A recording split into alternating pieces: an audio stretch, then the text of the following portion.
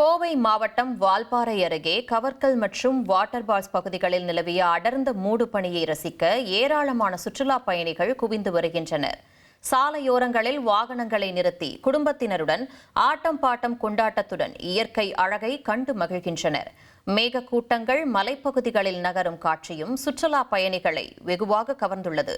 வால்பாறையின் இயற்கை அழகை காண காலை முதலே 2 சக்கர மற்றும் 4 சக்கர வாகனங்களில் சுற்றுலா பயணிகள் தொடர்ந்து வருகை தந்து வருகின்றனர்.